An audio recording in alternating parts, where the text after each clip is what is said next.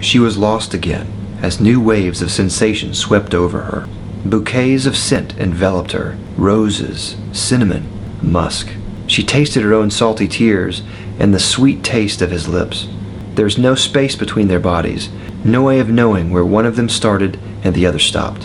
His touch and his smells were a drug. They had once meant all this and more to each other. They had created a world out of each other's bodies and yet had walked away from it.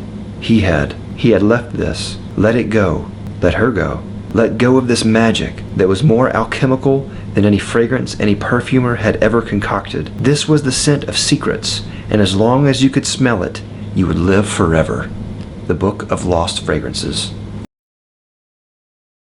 Hey Fragrance family, I'm Daver and I'm a fragrance bro. Welcome to another episode of Daver's Bookshelf.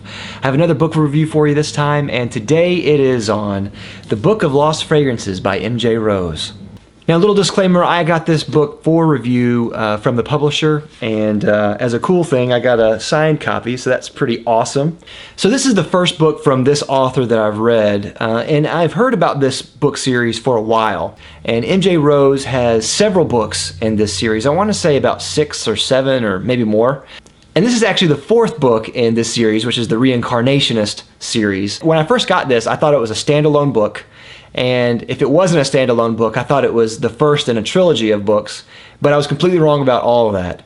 But I was right in one sense, because the first 3 books I think are unrelated to the main events of this story. It only, I think, is loosely related in that I think that the first 3 books have a reincarnationist theme.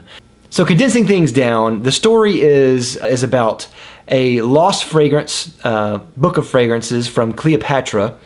And there is an Egyptian storyline. The modern day storyline is about a lady who is inheriting a perfume line, a perfume house. And apparently the Book of Lost Fragrances is about this fragrance that exists that can make you remember past lives from reincarnations or something like that. And the modern storyline is about the woman trying to find that book. It's honestly kind of a silly premise, and I don't normally knock books, or especially novels, for the story being crazy and outlandish, because a lot of novels are, and this is definitely in the fantasy realm. So it is a little bit outlandish, it is a little bit at times silly, but if you can suspend your disbelief, I think you'll have a good time, especially because it centers around fragrance.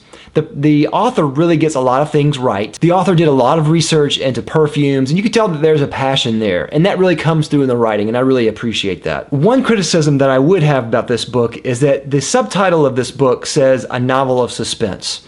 And when I saw that, I was like, oh man, that sounds awesome. It's going to be, it's going to be a page turner. It's going to leave you every night wanting to finish another chapter. But I would say that this is not really a suspenseful book. I think that there are suspenseful elements in there occasionally, but I would not really call this a suspenseful book. I would definitely call this almost an adventure. I think overall the story was good. It had a little bit more relaxed pace than I was expecting, especially for a suspense, but it was good. The characters were okay. There was something about the characters that didn't really resonate with me as I would hope, but there was just not enough oomph or realism or life to them to me. As I said before, I know that the author did her research on perfumes and fragrances and how they're made, etc.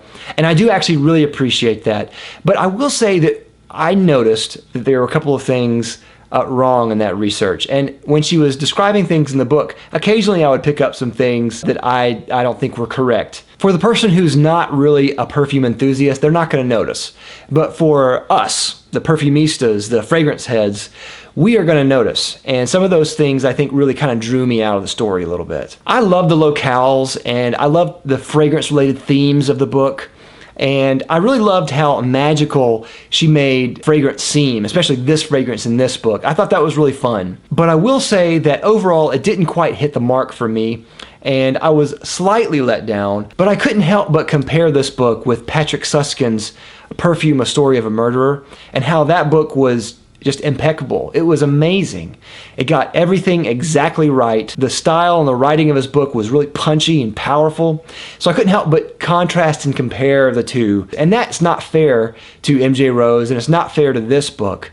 But in my mind, that's the only thing I could think of when I was comparing the two, having just read that book prior to this one. So I'm going to give this a 3 out of 5. Overall, I would say this is a decent book, a good book. I definitely think it's worth your time, especially if you're looking for something that is light reading, that is fun, something that is a go-to book, especially if you're a fragrance nut like I am. I think you will like this book for the sheer fact that there are a few novels out there that are on perfume. There's only like a handful that I can think of off the top of my head. So it's not amazing, it's not going to blow you away, but I think it's a good book, and I think you'll have a fun time with it regardless. So anyway, that's all I have. Let me know if you've read The Book of Lost Fragrances by MJ Rose. Let me know down in the comments down below. Do you like it, love it, hate it? Let me know.